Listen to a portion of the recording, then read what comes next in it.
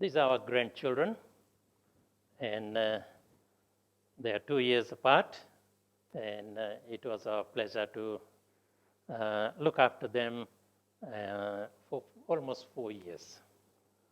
They have grown up, they are in school. One day they were playing together. They were playing, and sometimes it's very interesting to observe the children. And they were telling their date of birth, and in 10 years' time, how old they will be, and in 20 years' time, what will be their age. And they were talking and discussing about it.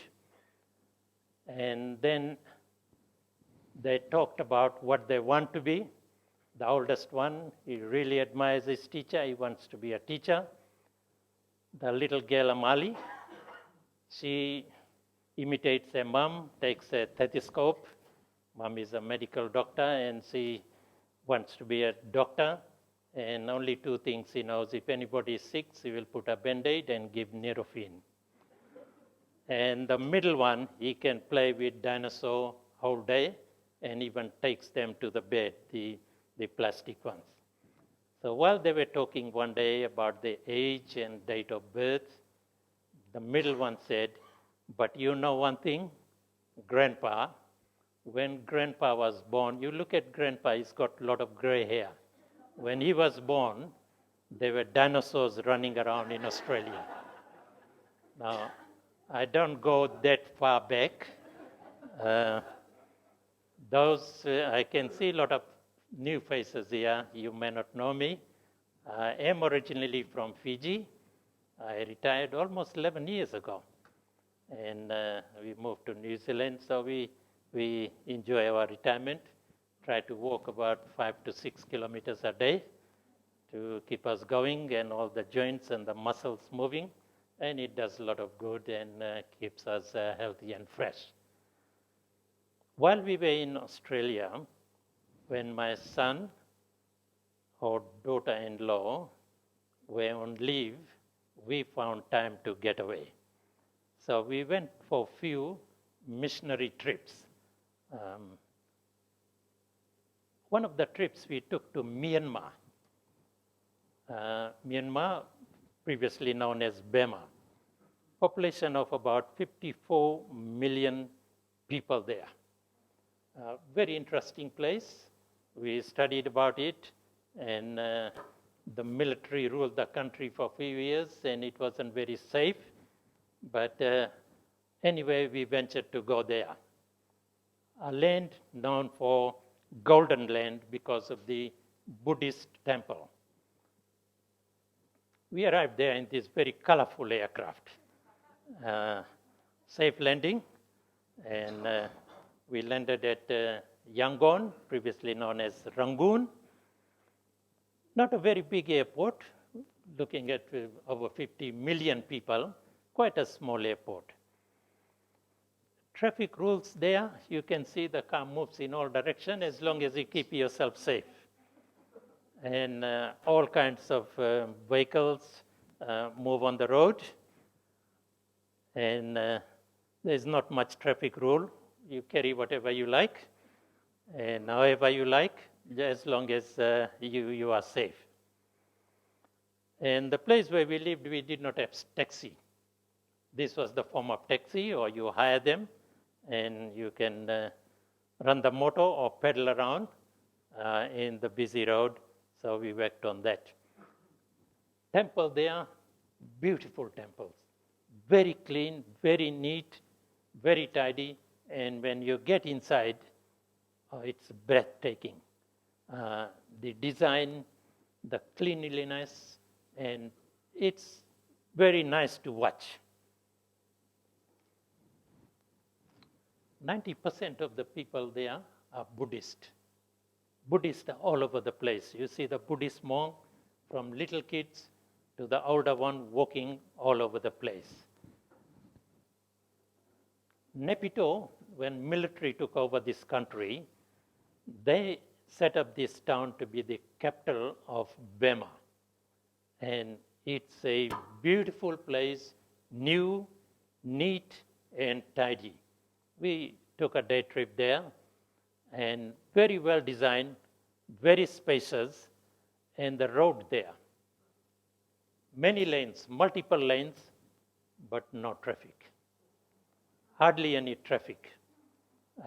You can see there, just a handful of traffic, but the road is just beautiful.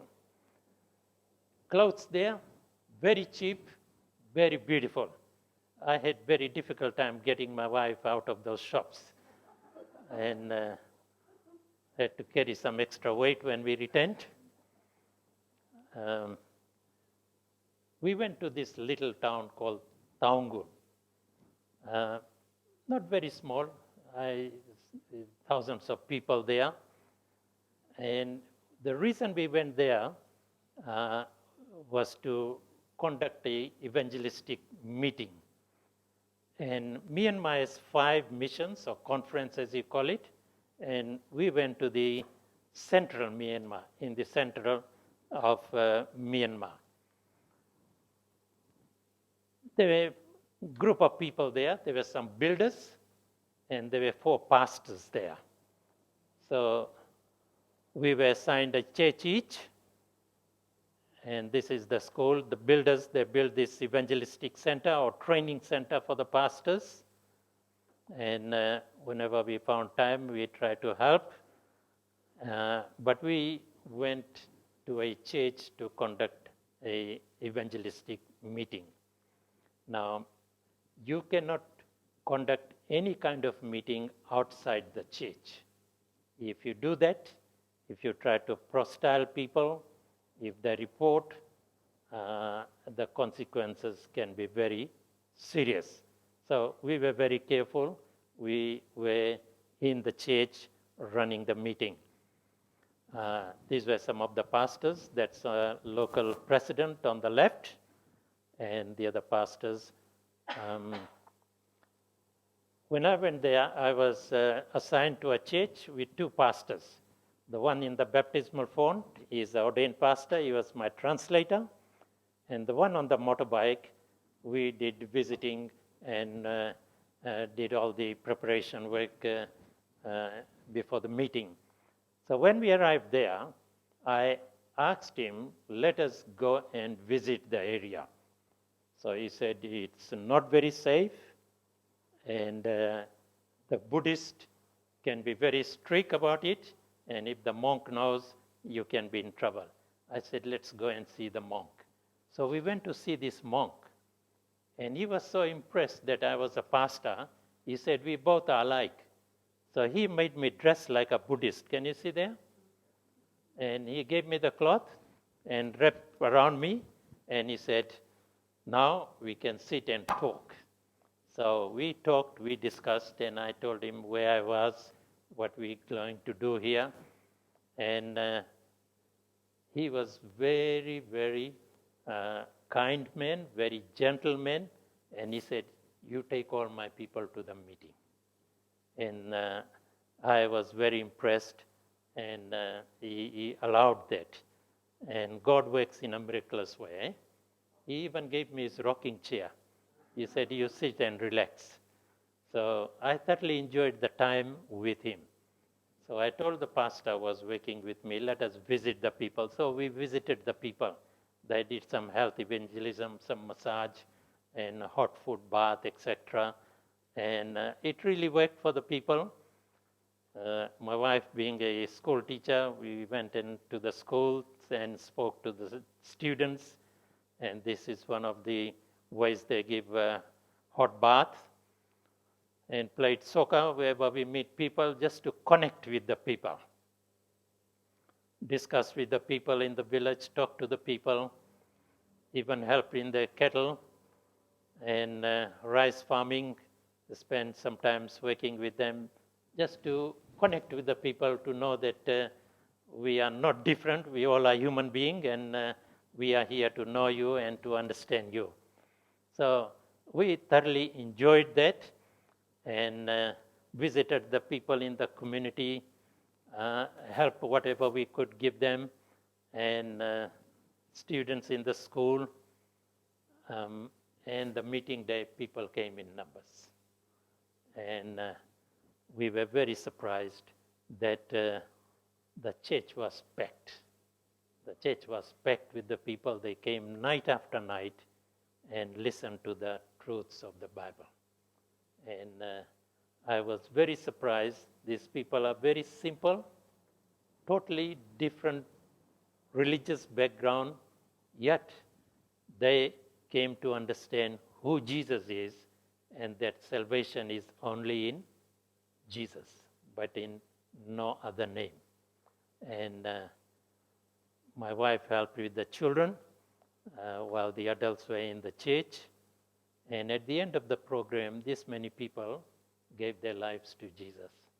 And we had a wonderful baptism at the end of the meeting. These are the people who were baptized. And beautiful choir from the school. They sing. They are very musical people, very talented people. And we were very inspired with their singing. They could play musical instrument. You can't find any fault. They are just perfect with it and inspired everyone there. This is on the baptismal day, and lots of people were baptized. Even we baptized those 2 soldiers, those who attended the meeting. And we were thoroughly blessed. We were more blessed than the people. Simple people, and they found new life in Jesus Christ.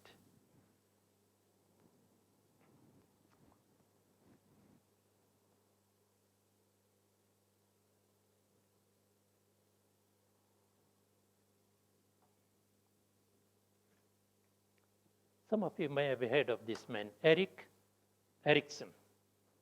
He was a German-American developmental psychologist and psychoanalyst. He developed this popular theory, which is very influential, 8 stages of psychosocial development, which is taught everywhere in the colleges and universities around the world. Now, his theory of 8 stages identifies which a healthy individual should pass through. And when we pass through those 8 stages, you can see, we learn a lot of things. There are new questions, and we meet new people, we encounter new difficulties, and the people we associate with, they influence our learning and our behavior.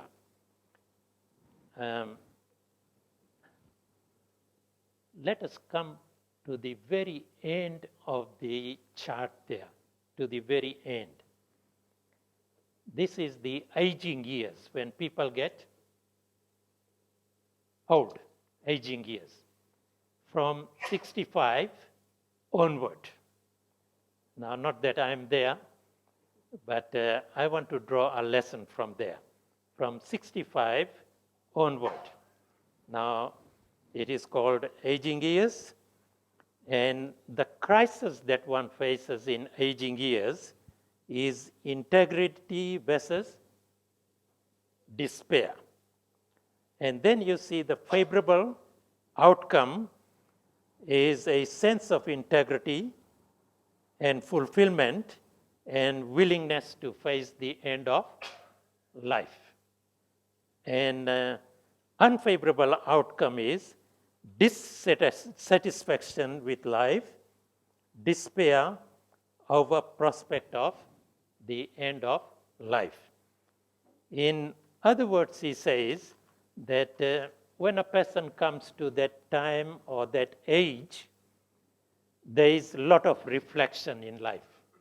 Now, those who are around that age, you know that our sleeping pattern changes. You wake up in the middle of the night or early morning, you can be awake for quite some time.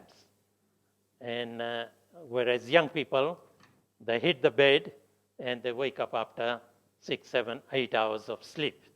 Now, that is what the seniors, they go through. You wake up in at night, you can be awake for a long time, and what do? You do a lot of reflection. You go back in your life. You look at the major events in your life. And we also look at the success and the failures that you encountered in your life. Now, what Erickson says in summary is that, let us read the last paragraph there. This involves reflecting on one's life and either moving into the feeling satisfied and happy with one's life or feeling a deep sense of regret. Now, when people come to this life, this is his theory. He says that some people are happy with the life and they are happy to go through the end of life. Whereas some people have a lot of regrets in life.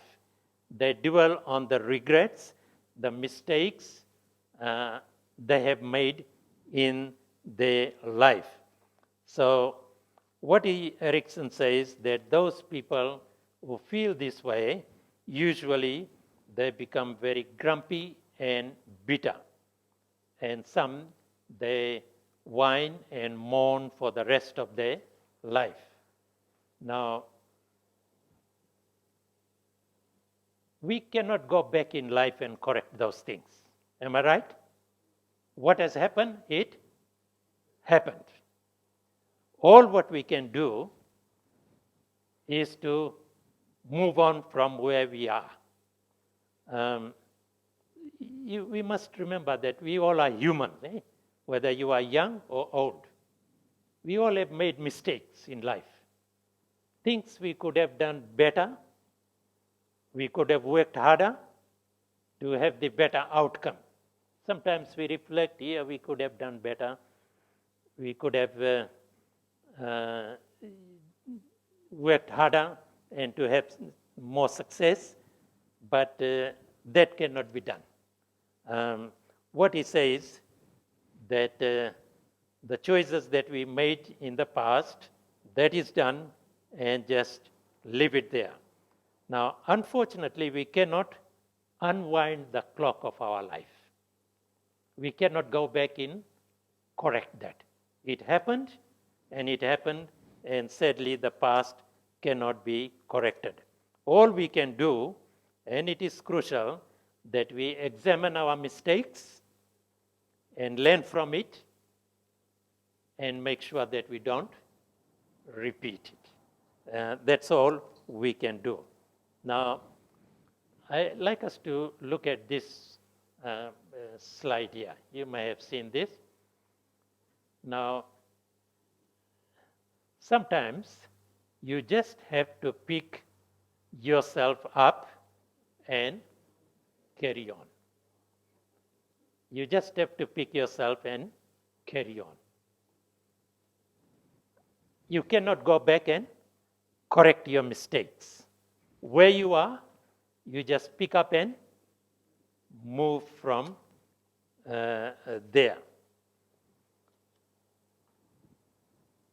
Life can be very cruel to some of us along the way. Sometimes unexpected come in our way. We lose our loved ones. We lose our spouse. We lose our employment. Sometimes the health can fail. Sometimes we make wrong decisions and the consequences can be very serious. What can we do? It happened, and things happen in this life, but this one gives me a lot of encouragement. Sometimes you just have to pick up the pieces and move. Now, I'd like to bring us few stories. I'd like to bring few stories and look at this picture here. And when I was falling, Jesus came and rescued me. You think Jesus can do that? Yes. He is always there for all of us. When we are failing, when we are falling, He is there to lift us up as long as you acknowledge who is He and what He can do for us. And you allow Him to do that, and He can take you through. I like what C.S. Lewis says. You can't go back and change. Oh, can you read that? I'm finding it difficult. Yeah, let us read together. 2, 3.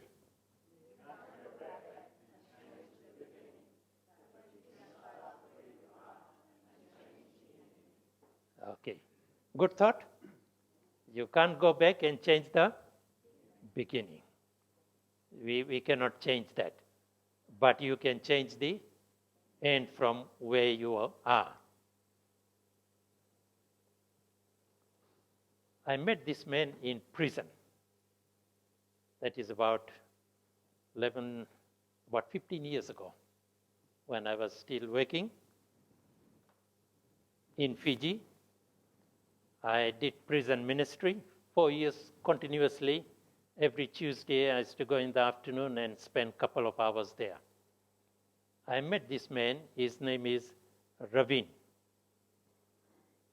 He committed a heinous crime. I studied Bible with him, with the group.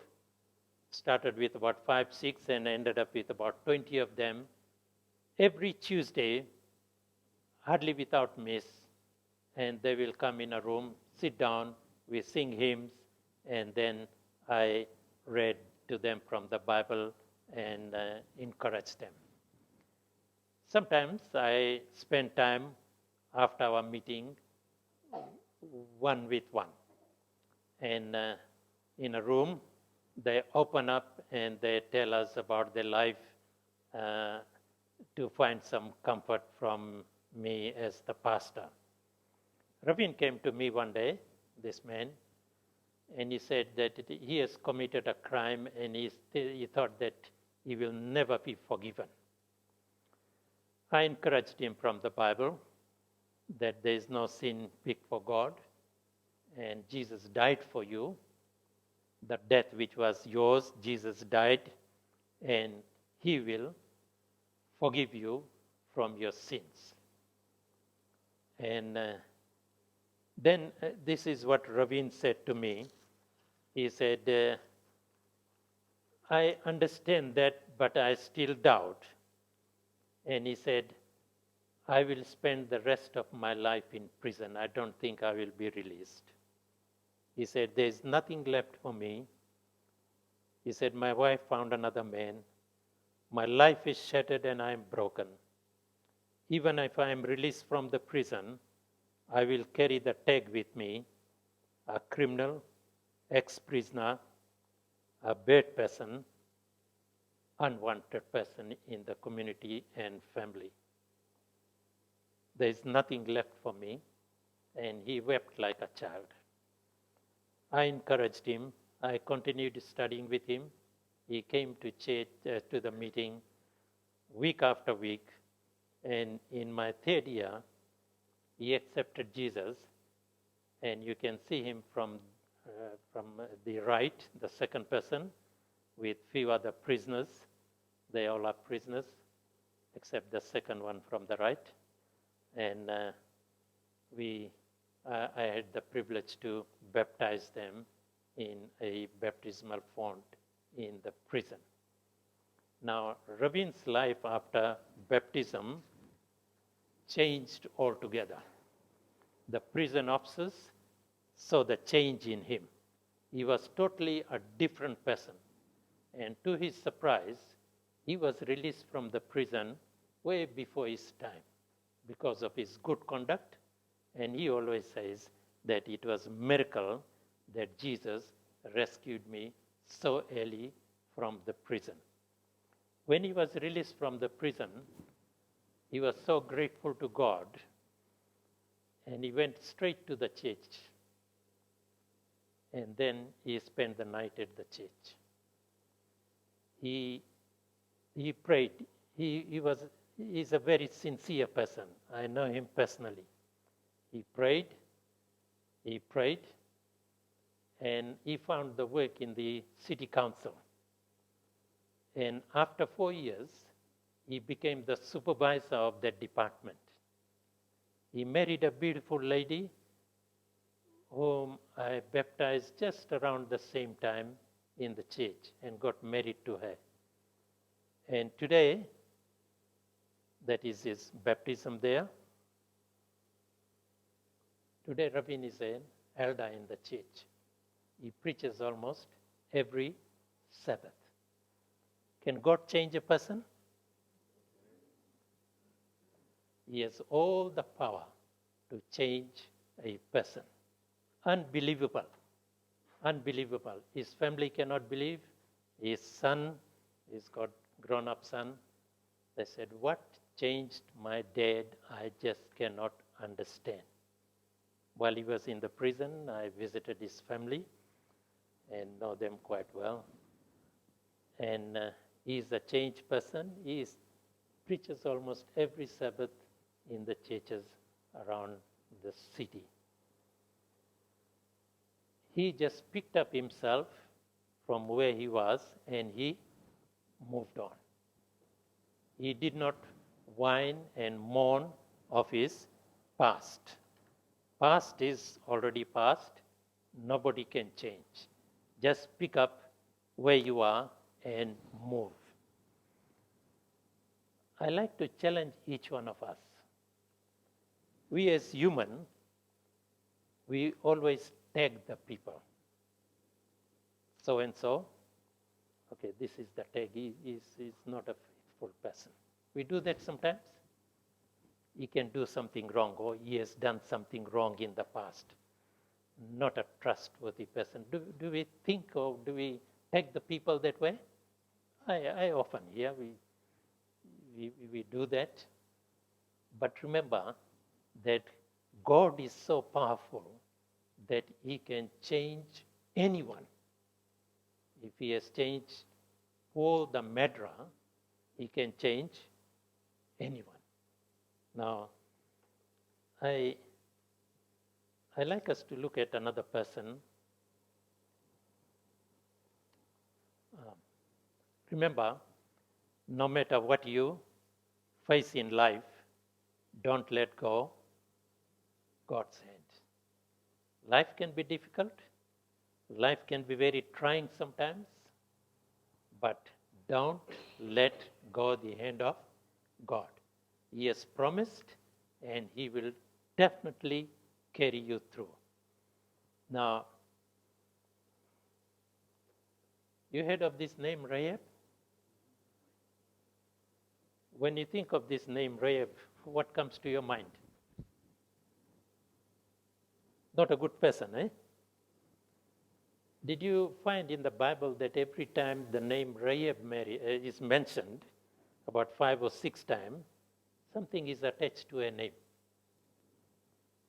Not a very good charactered woman, eh? In other words, my culture even doesn't allow me to say that word. It's so bad. Rahab, the harlot, or the prostitute. How did people look at Rahab? A bad woman? Woman cannot be trusted. Of low social status. She is from heathen background. She lied. Immoral. She was despised by the community. A bad person. Is there any hope for Rahab? As people saw, there wasn't any hope for Rahab. When she was introduced to God, the God of heaven, God touched Rahab. Rahab listened to God. Her life was completely transformed.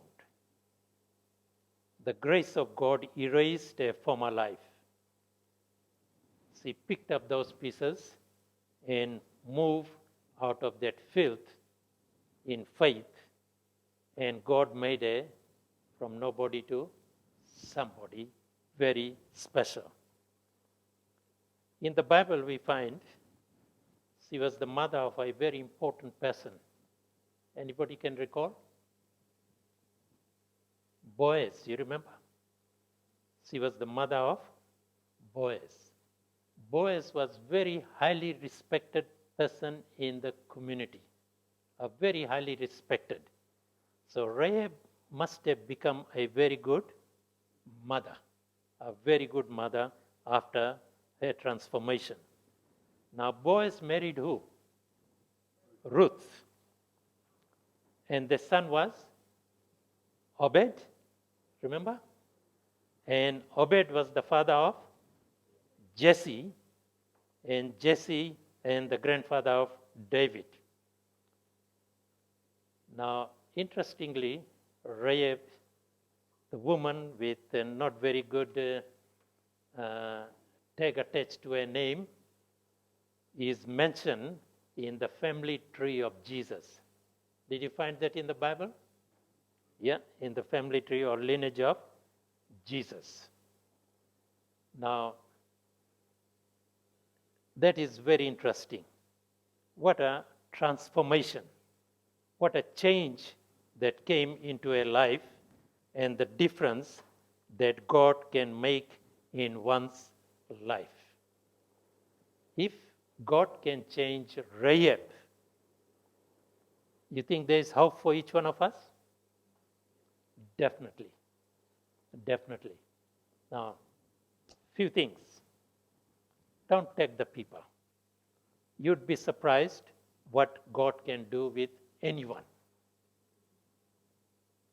Look at people through the eyes of Jesus, as God would see people. Now, over the years, I have seen people whom I never thought of be of any value in the church. They have become leaders and some have become pastors. When God is there at work, don't undermine the power of God in the lives of people. God is powerful. When He is our creator, He can recreate, He can change people. So look at everyone through the eyes of Jesus, as Jesus would look at the people. If you are struggling in life, don't mourn about what has happened. Don't blame other people for where you are. Just pick up the pieces, look at God, who is the source of strength, and you move on, and He has promised that He will take you and carry you through. Rahab is even mentioned in the book of Hebrews, where we see that all the people of great faith are mentioned, and Rahab's name is mentioned there. Jeremiah says, I know the plans I have for you, declares the Lord, plans to prosper you, not to harm you, plans to give you hope and future. That is God's plan for each one of us. Look to God even when there is struggle in life. And Paul says, brothers, I count not myself to have apprehended, but this one thing I do, forgetting those things which are behind and reaching forth to those things which are before me. I press towards the mark for the prize of the high calling of God in Jesus Christ. A wonderful thought. Paul, did he make mistakes in life? A lot of mistakes. When he came to the end of his life, this is when he is writing. He said, I have done some horrible things. I have made some serious mistakes in life. Things I should not have done. But he says, it happened. I have asked God to forgive me, and I leave those things behind, and I'm moving forward. The hope that is in God for me. So that's the challenge I like to leave it for each one of us, that there is hope for each one of us in Jesus, and aim for that, and always trust the power of God, and He will never fail you. Doesn't matter who you are, and He will carry you and take you through to that glorious day. God bless you all.